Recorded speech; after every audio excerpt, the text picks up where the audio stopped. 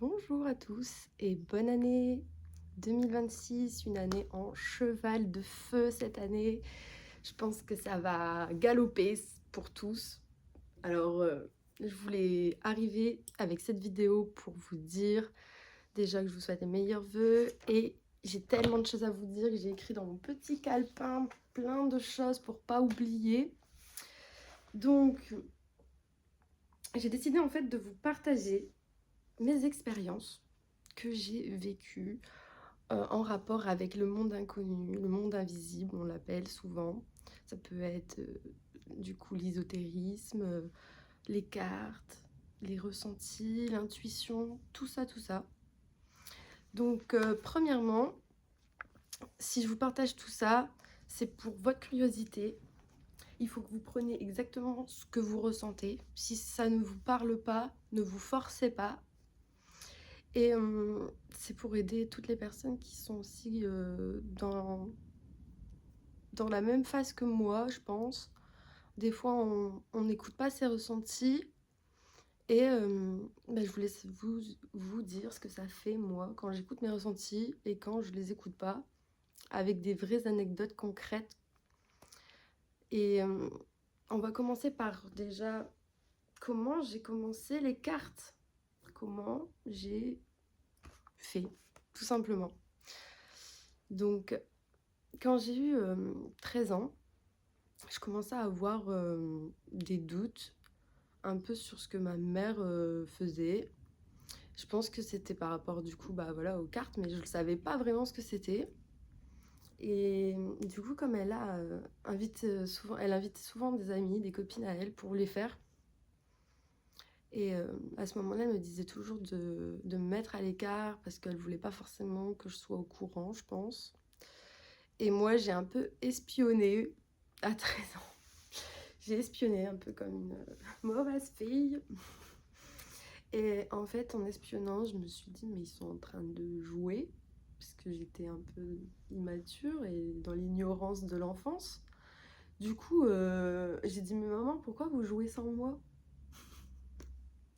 Et ma mère me dit, mais non, Wendy, on ne joue pas. En fait, c'est pas un jeu, c'est autre chose, tu sauras quand tu seras plus grande et tout. Et moi, j'ai fait du forcing et tout. Et puis, je voyais aussi ma tante, quand on allait chez ma tante, ma mère, elle faisait aussi ce genre de choses. Donc, en fait, au bout d'un moment, je commençais à comprendre que c'était pas un jeu, mais je voulais savoir de quoi il s'agissait. Et ma mère, elle me disait, non, tu verras plus tard.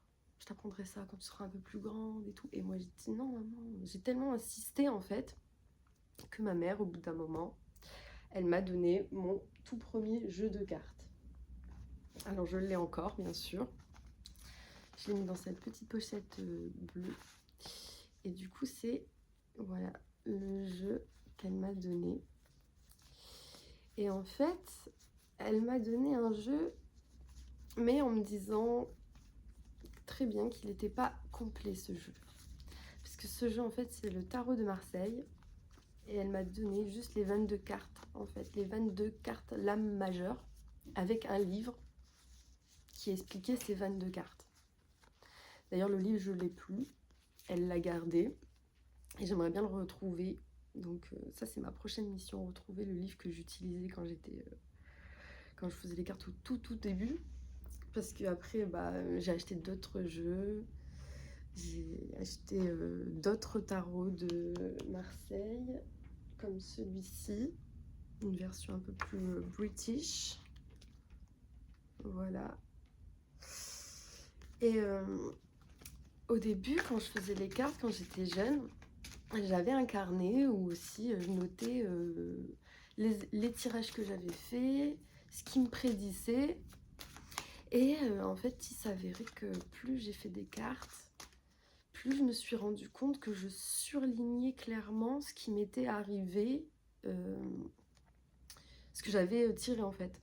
Tous les trucs que le jeu m'annonçait, quelques semaines après, je relisais mon carnet, mais je me disais, mais en fait, ça c'était ça. Et je surlignais et je disais la date des faits. Et ça m'a vraiment confortée dans le sens où je me suis dit, mais c'est vraiment quelque chose qu'il faut suivre. Parce que même si je le suis, en fait je le faisais peut-être inconsciemment, je suivais inconsciemment peut-être le jeu, ce qui me prédisait, vu que j'étais jeune.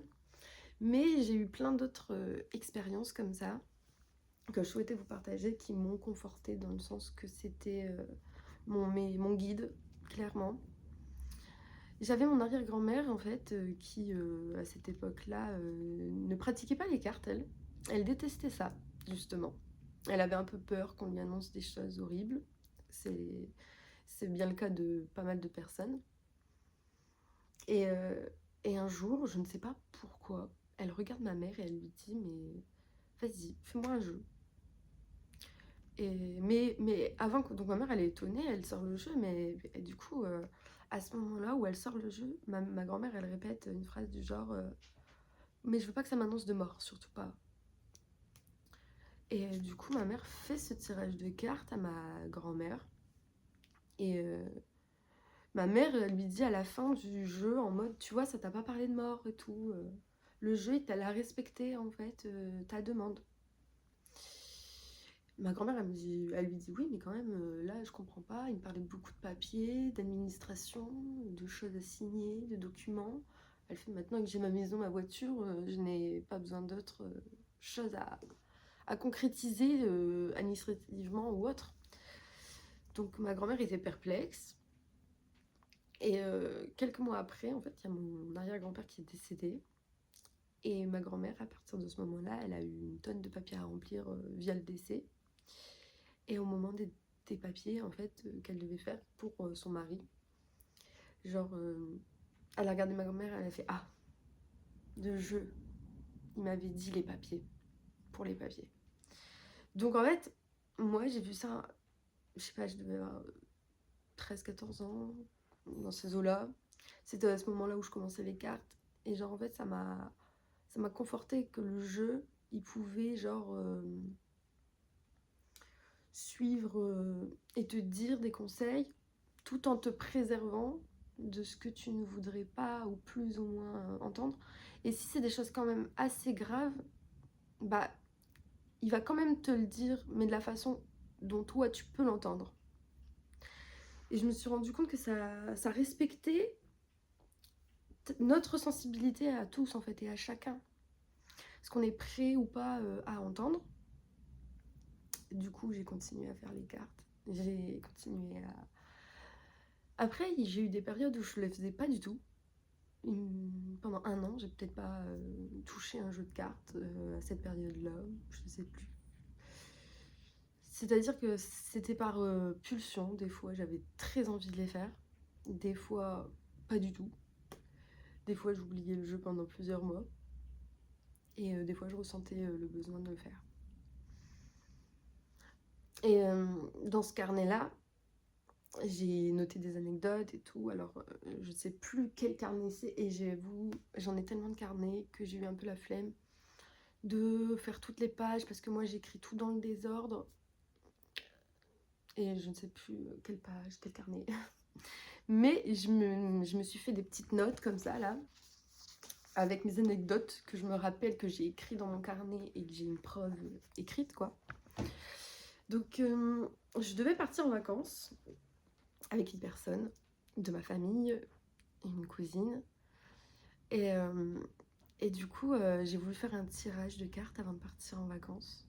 Et ce tirage était mitigé. Mitigé. Même moi, j'ai eu un doute. Est-ce que je dois vraiment partir Mais en fait, il m'annonçait des bonnes choses.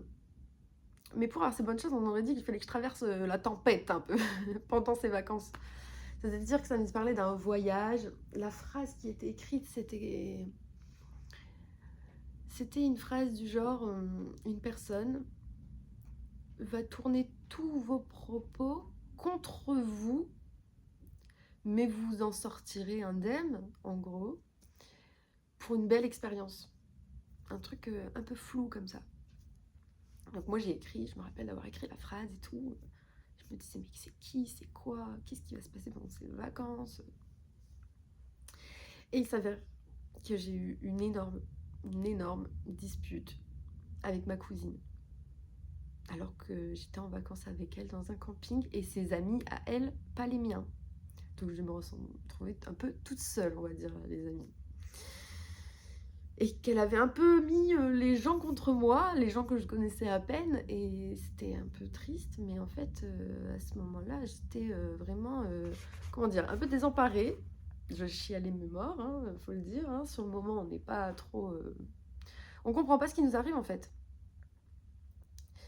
Et il s'avère que j'ai fait des magnifiques rencontres suite à ça, qui m'ont fait découvrir euh, un autre style de vacances, qui est incroyable. Des nouvelles expériences que je n'avais jamais pu imaginer, clairement. Même dans mes rêves les plus fous, j'avais peut-être imaginé quelque chose de semblable, mais pas à ce point-là, voilà. Et, euh, et en rentrant de mes vacances, en fait, je me suis rendu compte que j'avais complètement oublié cette phrase que j'avais écrite sur mon carnet. Et quand je suis rentrée de mes vacances et que j'ai ouvert mon carnet, j'ai fait ah, mais en fait, c'était ma cousine, la personne qui allait justement tout retourner contre moi. Et après ça, ça allait me faire vivre, me faire sortir d'une situation et me faire vivre une situation un peu extraordinaire, quoi. Et c'est quand je suis rentrée de vacances que j'ai dit, mais en fait, on m'avait prévenu, mais dans l'engouement des vacances et tout, au départ, oublié, complètement oublié cette phrase. Et c'était quand même assez impressionnant. Et ça m'a fait vraiment dire que voilà, les cartes, on dirait qu'elles me préviennent tout le temps de choses importantes qui vont arriver. Et peut-être parce que j'étais jeune à ce moment-là et tout, je vivais sans... En fait, je prenais le conseil, j'ai même douté, je me rappelle d'avoir douté, est-ce que je pars vraiment en vacances ou pas, quoi. Donc ça te remet un peu les choses en question. Mais tu suis quand même ce que tu as envie de faire au fond de toi. Et pour ça, genre, j'ai une autre anecdote d'ailleurs. C'était avec un petit ami. Je dirais pas de nom, mais du coup, voilà. J'étais jeune et tout. Le jeu de cartes me disait que cette personne, il fallait que je la quitte parce que j'allais avoir les mêmes problèmes à chaque fois avec cette personne. Et moi, comme j'étais full amoureuse et jeune, bah à ce moment-là, j'ai pas vraiment écouté le jeu. Et ça m'énervait parce que je me disais, ouais, le jeu il se trompe, hein. Et je refaisais les cartes 2 semaines après, ça me ressortait exactement la même chose en fait. Et je me disais, mais c'est pas possible en fait, pour moi cet homme-là c'est l'homme de ma vie et tout.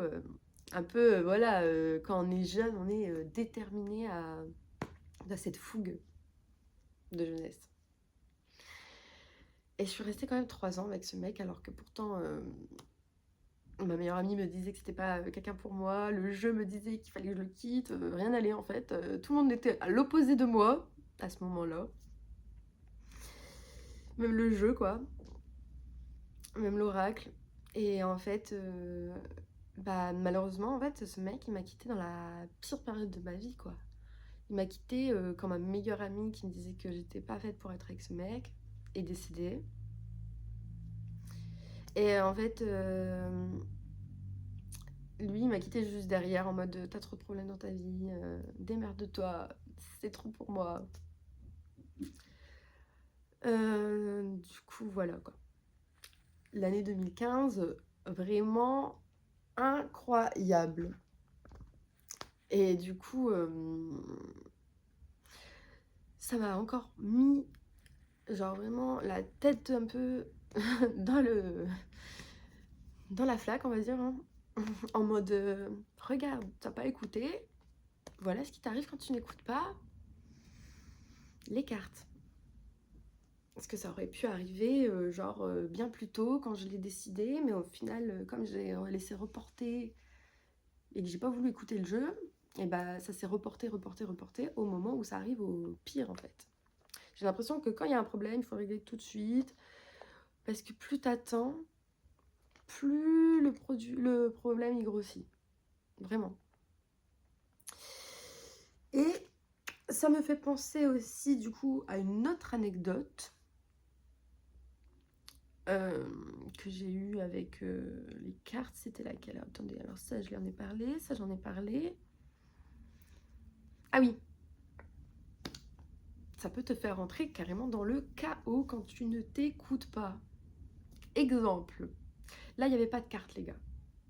C'était juste moi, mon hypersensibilité. Et, et c'est tout, quoi. Donc, je devais aller en soirée sur Amiens avec une fille qui nous conduisait, que je ne connaissais pas, qui était l'amie d'une amie, tu vois. Et on était à plusieurs, il y avait une amie à moi, une autre amie, et elle, voilà, qui conduisait la voiture. Et en fait, dans la voiture, je sens que ça va pas, je sais pas, je me sens tendue, je me sens pas bien, vraiment. Alors que normalement, samedi soir, on est jeune, on est fou, on est entre potes, on va en soirée, qu'est-ce qui pourrait se passer, tu vois? Donc à ce moment-là, je me dis, bon, bah écoute, c'est bizarre, quoi. Et je sens que cette tension, elle monte en moi et je commence même à moi-même m'énerver un peu, tu vois. Parce que je sais pas, je sens que ça va pas. Et, euh, et du coup, je sors de la voiture quand on se gare. Et là, il y a une personne que j'ai pas vue depuis très très longtemps qui fait hey, Wendy, ça va? Je fais, mais mec.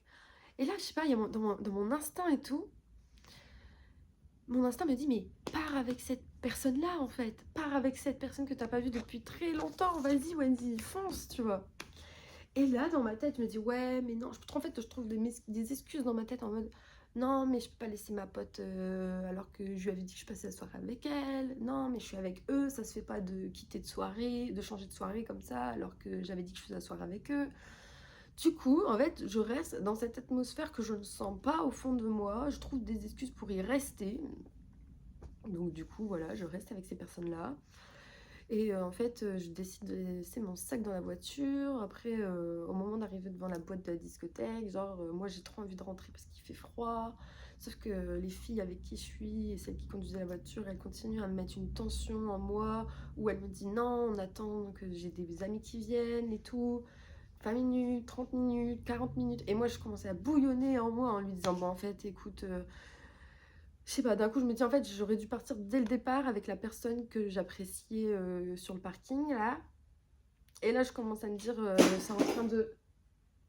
Excusez-moi, mais mes chats font tomber des affaires chez moi. Et du coup, en gros, à ce moment-là, je me dis, mais en fait, il faut que je récupère mes affaires et que je me casse avec le pote que j'ai pas vu depuis longtemps. Je devrais même pas rester avec cette fille-là, parce que ça va pas. Je sens que ça va pas bien se passer. Et je dis du coup à cette fille-là, rends-moi, du coup, amène quoi, ouvre ta voiture, amène-moi la voiture, que je récupère mes affaires et je me casse d'ici. Je veux plus faire la soirée avec vous en fait, désolée. Elle me dit bah non en fait. Je dis bah moi je veux récupérer mes clés de maison, mon sac, enfin bref mes affaires quoi. Et finalement, comme elle veut pas et que ses amis arrivent au même moment, elle décide de rentrer dans la discothèque. Et de me laisser un peu voilà sur le côté comme moi je veux pas venir avec eux alors que du coup je me retrouve sans affaires, sans sac, sans clé de maison, sans rien. Du coup moi j'essaye de trouver une solution et tout, c'est-à-dire bah, de l'empêcher de rentrer dans la boîte, de lui dire vigile s'il vous plaît laissez-moi elle peut pas rentrer alors qu'elle a mon sac dans sa voiture et que j'essaye de négocier avec elle pour récupérer mes affaires depuis au moins 10 minutes sur le trottoir, donc ça peut pas se passer comme ça. Et du coup le chaos total, parce que la bagarre elle y est. Oui, la bagarre, carrément. La bagarre. Et le mec qui me sépare de cette meuf quand on est en pleine bagarre, c'est le pote que j'ai croisé sur le parking 3 heures avant. Qui vient à ma rescousse comme par hasard, tu vois. Et je me dis, mais purée, je le sentais que ça allait mal se passer dès le moment en fait on est arrivé sur le parking. Je me suis dit, mais il faut que je me casse de cette personne-là, il faut que je me pars. Parce que je savais au fond de moi que ça allait mal se passer. Mais finalement, j'ai trouvé des excuses en me disant non, je peux pas changer de soirée, je peux pas abandonner ma pote, je peux pas faire la girouette en plein milieu de soirée en me disant ah non, maintenant je vais changer de soirée. Et du coup, bah, voilà ce qui se passe en fait. Ce qui se passe, c'est que c'est que du coup, je me bats. Tout ça pour dire que même si vous, genre, avez un doute, essayez de vous rapprocher de votre inconscient, de votre intuition. Si vous ressentez des choses, c'est pas un hasard en fait. Et il faut savoir écouter son intuition parce que ça peut vraiment vous guider vers des choses qui sont super pour vous, qui vous, qui vous protègent aussi. En fait, c'est comme une protection, j'ai l'impression. Et quand on n'écoute pas cette protection, bah on se met soit en danger, soit on arrive dans une situation de chaos total. Donc vraiment, voilà le petit message des anecdotes. Je crois qu'on en a fini avec les anecdotes parce que je pense que j'en ai encore eu 1 million. Mais peut-être pour une autre vidéo si ça vous intéresse. Et je voulais parler aussi d'un autre sujet. Le sujet, là, ça serait vraiment plus basé sur quelque chose qui est difficile à expliquer. Parce que c'est comment je l'ai ressenti. Il faut que je vous explique en fait l'anecdote. Mais pour moi, c'est un contact défunt. Et je vous ai expliqué juste avant dans la vidéo que j'avais une amie qui était partie, qui est décédée.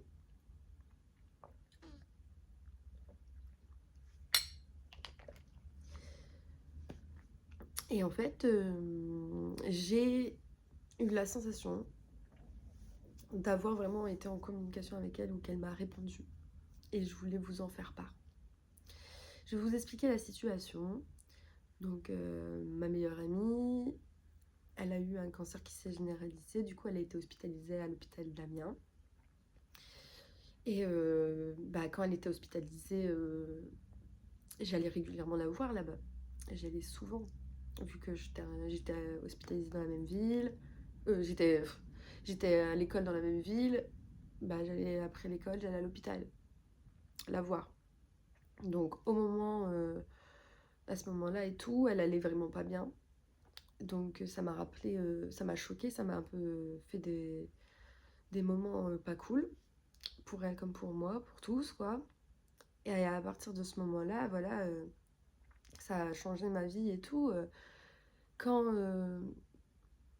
plusieurs années après, j'ai été en relation avec une personne qui a eu des problèmes de santé et on a dû se rendre à ce même hôpital.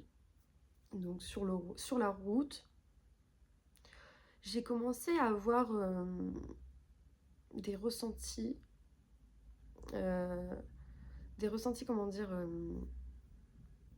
vraiment négatifs en fait. J'étais triste, la tristesse remontait en fait, parce que le fait de retourner à cet hôpital, ça me faisait remonter les souvenirs de mon amie.